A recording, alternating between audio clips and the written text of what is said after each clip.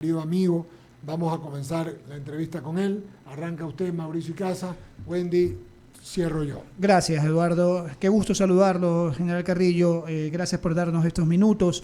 Y definitivamente cuando nosotros estamos hablando con usted, que es una persona experta en temas de seguridad, en temas sí, todo lo que concierne con el tema de la seguridad interna y también externa del Ecuador, nos viene a la memoria, por ejemplo, la última acción. Y voy a ser puntual para hacerle la pregunta y de repente reflexionar desde lo particular e irnos a lo general.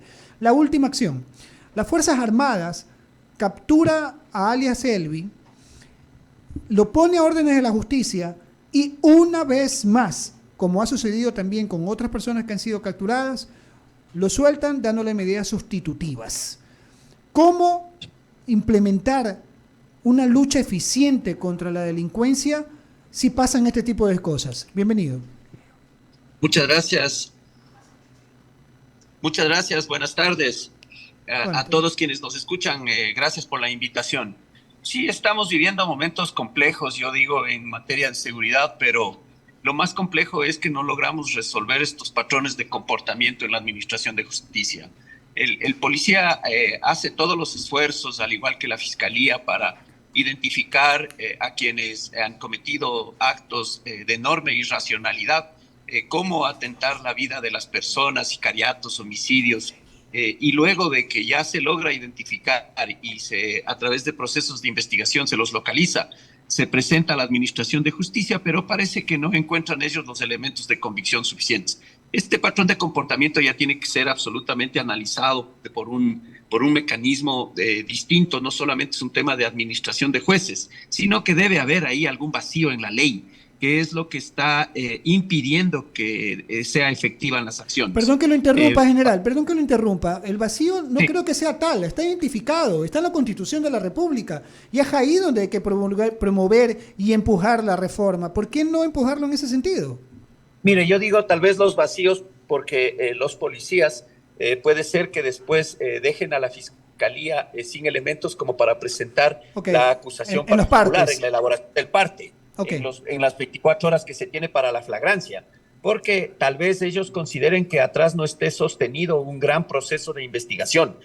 Creo que ante estos casos la forma de corregir es tener ya un equipo de abogados que asesore a los policías para que la defensa técnica del crimen organizado que está presente en bufetes de abogados no recoja toda esta posibilidad y la presente como un beneficio para los... Pero ¿por qué no implementar? ¿Por qué todavía no se ha implementado esto? Porque esto se viene hablando desde ya meses atrás, de que la Presidencia de la República iba a poner un equipo de abogados a disposición de la policía para asesorarlo siempre. Sí, eso es parte de lo que uno siempre escucha que vamos a hacer, que ya estamos haciendo, que esto, pero en la práctica no encuentran el patrón de comportamiento. Me parece que ahí hay un vacío.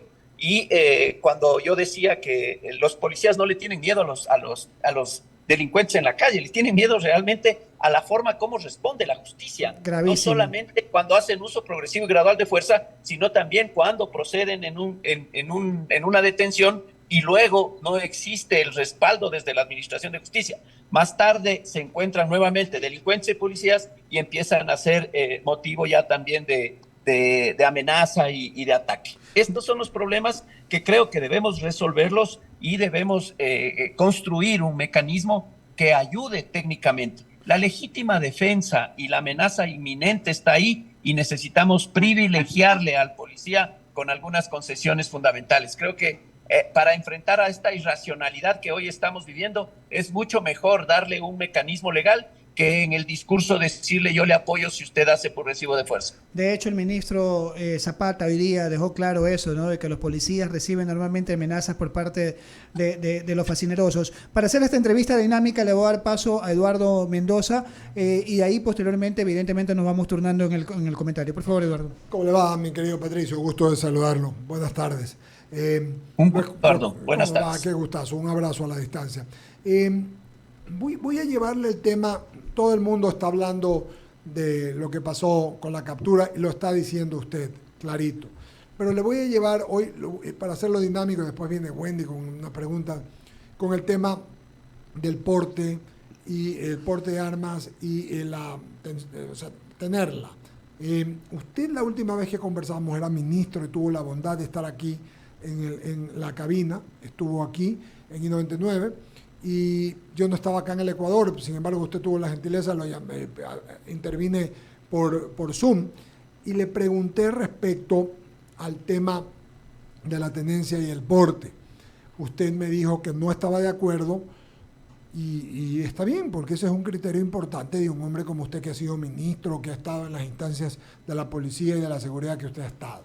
Hoy que esto se ha hecho y el presidente ha dejado claro, igual que el ministro de gobierno dejaron claro, que no es para todo el mundo, sino para, básicamente lo que dijeron los dos es que es para ministros y también, perdón, para alcaldías, prefecturas y para guardias de seguridad.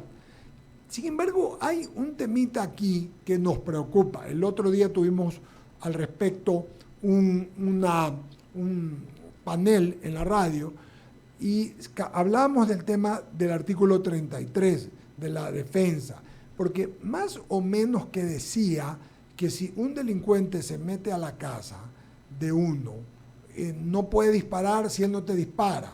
O sea, tienen que dispararte a ti, a usted, digamos en este caso, para usted poder disparar. Uno. O dos, si su esposa le dispara, se va presa. Es decir, luego aclaró algún jurista, querido amigo Jorge Alviar, dijo que no era necesario, porque de hacer una reforma e ir a la Asamblea, sino que exclusivamente con que el presidente de la Corte Nacional, quien no trabaja muy bien, ya sabemos, por no decir muy mal, hiciera alguna jurisprudencia, esto podría resolverse. Entonces, más allá del aporte y la tenencia, esto es algo que nos preocupa. Imagínense si nos preocupa a nosotros, ¿cómo les preocupará a la policía, a los policías? Mire, Patricia. Eduardo, en la práctica, los policías que han hecho uso legítimo de fuerza y que en defensa preventiva o en legítima defensa han tenido que actuar, al final han recibido sentencias de 13 años. En el caso de Olmedo, en Chimborazo, y hasta ahora se encuentra en casación el caso Velastegui, que sucedió en el año 2019 en el sector de Mascarilla. Esas cosas son las que hay que cambiarlas. Yo creo que estiraron mucho el decreto para la concesión de armas cuando había que debatirlo mucho más. Sigo pensando de que no es la solución armar a la población. Creo que es la antipolítica. Creo que el Estado tiene que garantizar que no existan armas ilegales en la calle, que son las que están matando, y que la concesión sea con un propósito. Y ese propósito tiene que ser bajo principio de legalidad, fundamentalmente el propósito, una legítima defensa privilegiada, para que a quien el Estado le concede el arma no tenga que esperar que se materialice el riesgo, sino que al advertir una amenaza, que la reflexión sea de quien defiende el privilegio, sea de quien defiende, y no que la reflexión o la irreflexión sea del que ataca, como en este caso es un tema de derechos humanos. A mí me parece que el Ejecutivo se adelantó. Creo que había que tomarlo esto, un mecanismo que primero permita y conceda el porte de armas a personas que ya protegen y que son funcionarios que hacen cumplir la ley, como por ejemplo fiscales, agentes de tránsito, policía militar aduanera, policía municipal inclusive, la guardia privada, dotando esa capacidad y buscando un mecanismo como hizo Chile para rápidamente en el legislativo otorgar vía ley la capacidad, la facultad legal para que los funcionarios encargados de hacer cumplir la ley tengan este privilegio de anticiparse a la amenaza, no necesariamente cuando se materialice. Es decir, una persona a la cual se le pide que baje las manos y que suelte el arma, si no la quiere, ya se considera una amenaza que puede atentar contra la vida de terceros. Eso aquí no sucede. Aquí lo que dice la ley es la amenaza inminente, que debe ser proporcional y finalmente tiene que materializarse. Mientras estos tres elementos no sucedan, no habrá legítima defensa y siempre será calificado como un exceso. Y es así, Patricio Carrillo, tiene usted razón. Por eso es que pedía yo, y se hizo el panel, hay que hacerlo ya, porque si una persona entra a su casa, si un delincuente entra a su casa, perdóneme, o a su propiedad, perdóneme, pero está su familia en peligro, usted no puede estar pensando dos veces. Y si el delincuente entra armado, peor, o los delincuentes. Entonces, si usted va a estar pensando, no, mire, o dispara al aire, lo van a matar, pues. Entonces, la verdad es que lo que usted dice es completamente congruente y pensamos igual. Le cambio el tema. Lo otro, vi que había la idea, a ver, la policía se vive quejando de que sus armas todavía no están al mismo nivel que la de la delincuencia organizada y común. Entonces, se habla de que las armas que la policía y el ejército o las Fuerzas Armadas toman de los delincuentes, expropian a los delincuentes, pueden ser utilizadas o encuentran, claro, las capturan, pueden ser utilizadas por la policía. ¿Piensa que eso es algo que puede darse fácilmente, Patricio Carrillo? Yo creo que sí, y no solamente las armas. Mire, ¿cuáles son los medios que más utilizan los delincuentes? Vehículos, motocicletas de alta gama, armas, comunicaciones y los recursos económicos que se incautan. Esos, bajo un proceso absolutamente abreviado, deberían entregársele rápidamente al Estado para que de manera transparente se transforme en medios utilizables a favor de la policía para que tenga mucho más efectividad en su misión constitucional. Yo coincido con usted, es un buen punto. No solo había pensado en las armas, tiene razón, vehículos, tiene razón y podría ayudar mucho. La última de mi parte, general Patricio Carrillo y querido amigo, y tiene que ver con la tecnología. ¿Está dotada la policía o está haciendo los esfuerzos necesarios el gobierno para en tecnología que la policía esté a la vanguardia y no deje que ningún tipo de delincuencia, la común o la otra, esté en preeminencia? Mire, yo creo que hay un déficit tecnológico, Eduardo, en todo el país. Hay un déficit tecnológico mucho más en las áreas rurales y en algunos, inclusive en algunas áreas estratégicas como los aeropuertos, los puertos, en los terminales terrestres, en lugares de afluencia masiva, especialmente la cárcel. Ahí se nota una deficiencia tecnológica impresionante. A la policía no se le ha cubierto este déficit también. Creo que hay que alinearse a un plan y yo vengo pidiendo desde hace ya un mes atrás en mi discurso, vengo pidiendo que se alineen a un plan. Es fundamental alinearse. Nosotros lo estábamos trabajando con los municipios y ahora es importante que revisando las líneas base podamos recoger nuevamente indicadores adecuados sobre la base de los nuevos escenarios y en función de ese plan, que a su vez está alineado a los objetivos de desarrollo sostenible, podamos nosotros trabajarlo. En temas de tecnología nos queda debiendo muchísimo inteligencia, contrainteligencia, investigación, pero también nos queda debiendo el legislativo, porque la base de datos y la utilización de una base de datos biométrica, inclusive que ahora se necesita para sacar del anonimato a los delincuentes, es básico y fundamental. Entonces, he visto con buenos ojos adelantos que están haciendo, por ejemplo, CNT, con Google, con Amazon, con algunos de estos mecanismos. Por ahí creo que hay que empezar y ir reduciendo a través de la gestión que puedan lograr los municipios ahora con los alcaldes electos y reduciendo esta brecha tecnológica que nos permita tener un mejor acceso a la base de datos, la información que está dispersa, una mejor analítica, una mejor utilización de la inteligencia artificial que haga trabajo prospectivo y que también pueda hacer trabajo predictivo. Eduardo Mendoza Estrada, el abogado Eduardo Mendoza Estrada, sigue acá. Buenas, ¿cómo está, general? Qué gusto saludarlo. Yo quiero entrar en preguntando más que nada, y es respecto del tema del Estado.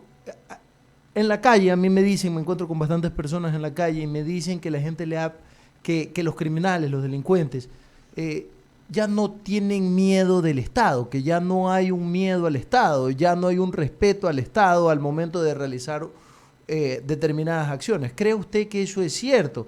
Y de ser cierto, ¿cómo combatirlo? ¿Cómo regresar a más? Aparte de la idea no es regresar a un Estado represor y implementar medidas como las de Reagan, y vamos a destruir, pero también, ¿no cree que eso es parte del garantismo planteado en la Constitución? Cuéntenos un poquito. Eduardo, un gusto saludarle. Mire, yo creo que el crimen organizado ha logrado un objetivo fundamental en el Ecuador, que es fragmentarle al Estado. Nosotros debemos hacer todo lo posible desde todos los espacios para cohesionar al Estado. No se puede alcanzar porque el liderazgo no existe, porque el legislativo tiene una deslegitimidad impresionante, porque el Estado, el gobierno es muy impopular y no avanza su liderazgo a llenar todos estas demandas y convocar a toda la sociedad. El sistema judicial es aparentemente farragoso, débil, como para hacer esta convocatoria. El Tribunal Electoral no garantiza unas elecciones de igual manera transparentes. El Consejo de Participación no funciona sino solamente para intereses de carácter político. Entonces es la sociedad civil la que tiene que empezar a cohesionar el Estado. La fuerza del Estado es la que tiene que trabajar ahora. No mirar como un problema de las instituciones, no mirar un problema de las personas, ni un problema de las ciudades o de los barrios. Este es un problema del Estado que tiene que combatirse, especialmente a la economía ilegal. Se puede hacer, se debe hacer, es una obligación hacerlo, y ahora, más que nunca, nos corresponde hacer una perfecta interpretación, un diagnóstico de este fenómeno, de estas economías ilegales y criminales que son las que están compitiendo con el Estado. Creo que el mecanismo que usted plantea es el adecuado y el equilibrio que tiene que haber entre una ley absolutamente punitiva y una ley absolutamente garantista. Tiene que haber un equilibrio y tiene que haber algún mecanismo que al Estado le proporcione una fuerza superior a la del crimen organizado, una fuerza legal que disuada realmente, porque en la práctica no disuade ya la calle, no disuade el patrullaje, no disuade las armas, no disuade la cárcel, y lo único que hacen los delincuentes es ahora enfrentarle y coaccionarle por todos los medios a los ciudadanos, vía extorsión, vía ya intentos de asesinato y vía sicariato. Creo que hay que devolverle tranquilidad, pero el primer paso es cohesionar el Estado. No podemos de esta manera fragmentada seguir. General, y una consulta más. Usted habla de la poca popularidad que tiene el gobierno nacional y también la poca popularidad que tiene la Asamblea Nacional, y habla de las instituciones también, así como el CNI, pues que muchas veces puede no garantizar elecciones democráticas. Pregunto, General Patricio Carrillo, ¿usted está pensando en algún momento en introducirse en política electoral?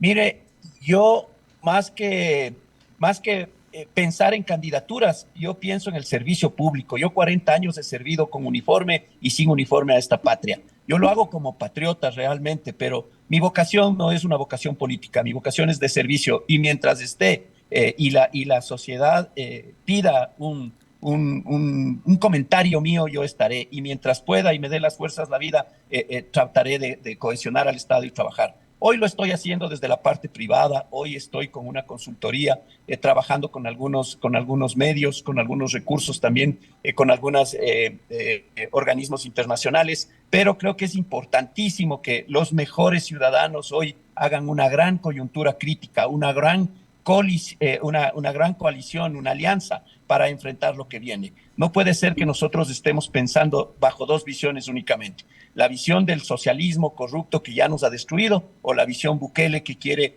imponer también con autoritarismos. Creo que hay que buscar un término medio, y ese es el camino que los demócratas y los ecuatorianos debemos buscar. Así es, general. El comandante general de la policía, Fausto Salinas, dijo en una entrevista que el policía que actúe en forma legítima con su arma de fuego tendrá todo el respaldo. ¿El respaldo de quién? ¿Del gobierno? ¿El respaldo de la propia institución de la Policía Nacional? ¿Cómo y en qué sentido? Porque evidentemente si un policía va a ser juzgado y de pronto no debería ser esa la sentencia, ¿cómo entonces puede meter las manos ahí, qué sé yo, el gobierno nacional o el propio presidente o la institución? Porque ya sabemos cómo trabaja la función judicial, que no es precisamente la más idónea ni la más respetable en el país. Wendy, buenas tardes. Mira, este no es un tema discursivo. Los policías saben y los policías creen y confían cuando en la práctica miran que existe el respaldo. Nosotros lo hicimos en el caso Velastegui, en el servicio activo, cuando se logró inclusive una reforma en la Asamblea Nacional rápidamente para la antijuricidad ante estos mecanismos, de tal manera que el policía pueda defenderse en libertad. Y segundo, otorgándole un grupo de abogados para que inmediatamente pueda realizar la defensa técnica. Eso no está pasando. pero también hay una forma en que el gobierno nacional tiene que respaldarle a los policías en el actuar, que es entregándole el equipamiento necesario. No les hemos entregado body cámaras, que es lo fundamental para que puedan ellos registrar el procedimiento desde el inicio, para que quede en evidencia cuándo inicia el ataque y cuándo inicia la legítima defensa y cuándo termina en términos de legalidad. Y ante la Administración de Justicia puedan ellos presentar todas las pruebas de cargo y de descargo. De igual manera, el Estado debería garantizar a través del Poder Judicial un tribunal idóneo y altamente capacitado en temas de legítima defensa, porque si no, sortean y un juez cualquiera es el que el que llega a determinar si existió o no excesos, porque no se mira la legítima defensa, sino se miran los excesos. Y en un momento de enorme adrenalina, el ser humano policía no solamente que tiene que proteger su vida, tiene que proteger la de terceros, y las consecuencias que pueden resultar no se le pueden dosar como una responsabilidad de carácter penal al uniformado. Entonces, más allá de que sea discursivo, yo creo que esto tiene que ser un mecanismo que el Estado les proporcione desde la norma, pero que también el Ejecutivo le proporcione desde las capacidades reforzadas que deben tener los uniformados y las garantías con un bufete de abogados también penalistas de enorme prestigio que sean los que defiendan policías. El propio actual ministro del Interior ha admitido que estamos en el peor momento de la crisis de violencia en el país. Veamos incluso lo que ocurrió en Esmeraldas, veamos lo que ha venido ocurriendo nuevamente en las cárceles. ¿Tenemos realmente el control de las cárceles? En algún momento se habló incluso de una especie de censo carcelario para poder determinar la peligrosidad de ciertos elementos que se encuentran ahí y poderlos separar de otros que a lo mejor no son peligrosos y que tienen otro tipo de circunstancias. Pero también vemos lo de Esmeraldas con las organizaciones criminales y decimos, tampoco tenemos seguridad en las fronteras. Entonces, todo es una ensalada rusa que está mezclado en el país. Y si el propio ministro del Interior dice que estamos en el peor momento de la crisis de violencia, ¿qué nos espera más adelante, general? Wendy, yo creo que no estamos en el peor momento. Yo creo que estamos iniciando recién todos los graves problemas. Y lo digo así porque no hay una comprensión adecuada y no se miren las respuestas. Si no hay una agenda, si no hay un plan, si no hay la política y no se quieren alinear a lo que existe, que es un plan desde el año 2019, que lo que corresponde, insisto, es verificar líneas base y los indicadores para con eso hacer una rendición de cuentas de cómo estamos invirtiendo, de qué política hemos creado y de qué estrategia estamos hablando. Creo que esto seguirá en un constructo criminológico creciendo. Hemos pasado de una delincuencia común masificada ya a la presencia de crimen organizado con actos de sicariato y terrorismo menor, y de aquí en adelante las extorsiones, si no actuamos con firmeza y vamos frenando desde un adecuado trabajo de inteligencia y de contrainteligencia, pasaremos a actos de terrorismo mayor. Lastimosamente es así. Yo creo que hay que tener esta comprensión y empezar a exigir a las autoridades, tanto municipales, porque desde la convivencia y desde la política pública local se puede lograr mucho, pero también creo que es el momento de exigir un trabajo mucho más fuerte de inteligencia, de contrainteligencia, que haga anticipación y no solamente estarle pidiendo a la policía que vaya reaccionando, porque al final del día vamos a terminar agotándola. A esta ola de violencia se están sumando otros problemas. Una ola de desmotivación en la policía y que están ellos voluntariamente pidiendo retirarse de la institucionalidad. Lo mismo pasará en el sistema penitenciario con los agentes que recién se incorporaron y tal vez en Fuerzas Armadas. Creo que si no les damos las motivaciones, no los desmotivemos y busquemos cómo ayudarles y cómo trabajar de mejor manera, articulados y coordinadamente. Vemos ya algunos militares ayudando en el tema del control de la seguridad en las calles. Y sí, nos preguntamos, ya, pero esto no es para largo, o sí, o sea, ¿qué es lo que va a pasar con los militares también? Tienen otro tipo de funciones, tienen otros encargos dentro de justamente lo que ellos tienen que hacer. Porque entonces vamos a vivir militarizados, vamos a vivir con policías en las calles, y en algún momento, como usted lo menciona, ya hay algunos policías que dicen, ¿sabes qué? Yo ya no quiero ser policía, mejor me dedico a otra cosa, porque la verdad es que corro riesgo yo y corre riesgo mi familia, porque ya sabemos que estas organizaciones delictivas amenazan a estas personas por la familia. Si la persona, en este caso el ministro, que quiera que sea, el comandante general de la policía, que quiera que sea, está al frente y no tiene a su familia fuera del país, estamos hablando de lo mismo. Todos van a terminar desertando porque lo que menos quieren es que algo les pase a sus familias, ni a ellos tampoco. Sí, estoy de acuerdo, mire, y por eso yo quiero insistir en el plan. El plan tiene 5 componentes: una política de defensa para que Fuerzas Armadas fortalezca su presencia en las fronteras con el Ejército, la Marina, su presencia en el espacio marítimo y la Fuerza Aérea en el espacio aéreo. Hay una política de inteligencia y de contrainteligencia para evitar la corrupción, para que las instituciones sean mucho más funcionales y al servicio de los ciudadanos, para que la política exterior inclusive y el tema de movilidad sea coherente con los problemas y los fenómenos que son transnacionales. Porque si hablamos de crimen organizado, estamos hablando de crimen internacional, y la respuesta no puede ser local, tiene que ser con cooperación internacional, y eso implica política exterior. Nosotros podemos, igual que hace Colombia, traer policías de otros países que también comparten el problema, especialmente de narcotráfico, de minería ilegal, de contrabando, de tráfico de personas, de tráfico ilícito de migrantes.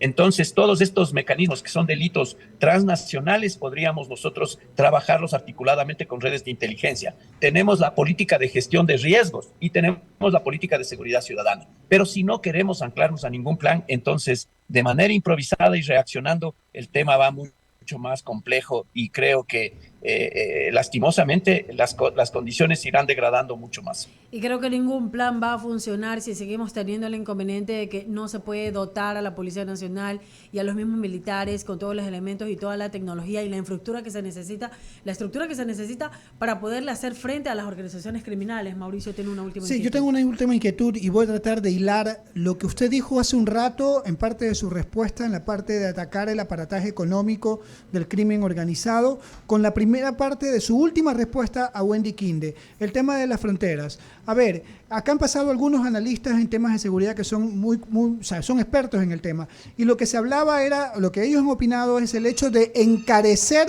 la operación narcodelictiva en el Ecuador para que el Ecuador deje de ser atractivo, y ahí pasa un poco por el tema de lo que usted señalaba, de cerrar los puntos fronterizos completamente con las Fuerzas Armadas y también los marítimos, general.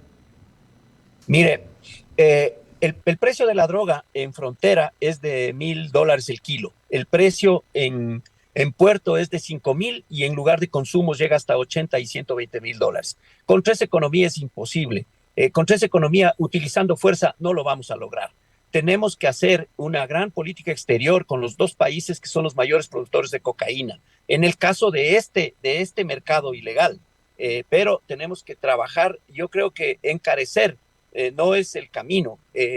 Colombia ha incrementado a 2.600 toneladas la producción, incrementa la política de cultivo, más hectáreas cada vez cultivando, y cada vez este mercado va creciendo y va demandándose.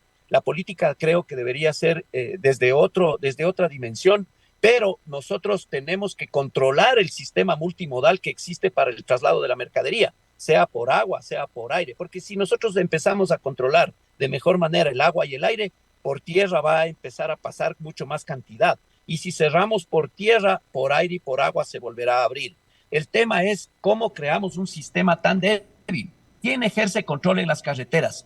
No existe. Existen unos agentes de control de tránsito que lo único que hacen es revisar documentos habilitantes para el conductor, pero no existe el control de la mercadería ilícita que se transporta, sea por diferentes formas, sea en vehículos pequeños modificados de hasta 10 kilos, o sea en mulas y tractomulas hasta media tonelada. Esos mecanismos son fundamentales de controlarlos, y ese sistema multimodal está abierto. No tenemos una policía que haga control migratorio porque también le quitaron esos mecanismos. Y lo importante, le quitaron las bases de datos para que pueda hacer un estudio estratégico sobre lo que está sucediendo y poder presentar un insumo de política pública y una mejor estrategia de control. Yo sigo insistiendo en que todavía no existe esa línea de conexión con las diferentes instituciones de seguridad que deberían tener en el Estado, que debería tener el Estado para poder controlar, a ver, esta persona tiene sentencia, tiene esto, tiene lo otro, ya tiene no sé cuántas detenciones, para que lo puedan agarrar en la frontera donde sea. El problema es que no hay confianza. Hay que devolverle la confianza a las personas a las que les hemos encargado la dirección de la política pública y quienes dirigen estas instituciones de control, que es un tema absolutamente estratégico. Pero si estamos peleándonos porque el policía no confía en el fiscal no confía en el juez y el juez no confía en el policía, entonces estamos en un círculo absolutamente vicioso que no nos va a poder salir del conflicto. Y se suma otra desconfianza, que es el tema del momento de que tengan que otorgar la licencia para el porte de armas a quienes realmente se las van a dar. Ya sabemos lo que ha ocurrido en otras ocasiones y en otras circunstancias, como por ejemplo el carnet de discapacidad. Mi querido general, agradecerle por haber estado en estos micrófonos aquí en el Diálogo de la Tarde. Esperamos, bueno, pues volver a conversar con usted de estos y otros temas y esperemos que realmente esto de la inseguridad en el país y de todo lo que se está peleando dentro del país vaya cambiando de a poco, porque los ecuatorianos lo necesitamos. Queremos seguir desarrollándonos y haciendo que el país avance. De la manera en la como vamos, no solo que estamos internamente hecho un caos, sino que afuera estamos generando una pésima imagen y un pésimo precedente para que vengan inversionistas extranjeros que necesitamos que la gente siga teniendo empleo. Porque con lo que está ocurriendo hoy por hoy, con el tema de la delincuencia, cada vez más personas están cerrando sus negocios y hay más desempleo. Un gusto para mí, Wendy, Mauricio, Eduardo y Eduardo. Muchísimas gracias y siempre a las órdenes. Buenas tardes. Un abrazo. Son las 6:09 p.m, momento de dar las recomendaciones. Hay momento de abrir el espacio a los mensajes publicitarios. Quiero decirles que viva en Narcisa Club, una organización privada con seguridad 24/7, ubicada en el kilómetro 10 de la autopista Narcisa de Jesús, así como lo ven en las imágenes. Es una urbanización con un mega club social con piscinas, con canchas de tenis, Fulton OK, multiusos, zona barbecue, salas de juegos, salón de eventos, áreas verdes y mucho más. La primera etapa ya está vendida al 100%, pero puedes cotizar la siguiente, que puede ser tuya, reservándola con tan solo $2,000. Contáctalos al 093 90 72 931. 093 90 72 931. Recuerda, Narcisa Club, donde habitan tus sueños. Ya los chicos van entrando a clases ya esta semana, entraron algunos, la siguiente será obviamente también con los grados que correspondan. En el mes de mayo, por supuesto, vienen los chicos. Y tú también puedes regresar a clases con tus tarjetas de crédito Banco Guayaquil. Participa en el sorteo de 10 tablets por tus pagos en colegios y universidades participantes. Son 10 ganadores. Diferentes pagos también hasta 10 meses sin intereses. En este regreso a clases, usa tus tarjetas Banco Guayaquil. Revisa los colegios y universidades participantes. ¿En dónde? Presta mucha atención. Ingresa a bancoguayaquil.com/promociones. Cerramos el espacio de los mensajes publicitarios, nos vamos a la pausa y enseguida regresamos con más de estos Diálogos de la Tarde.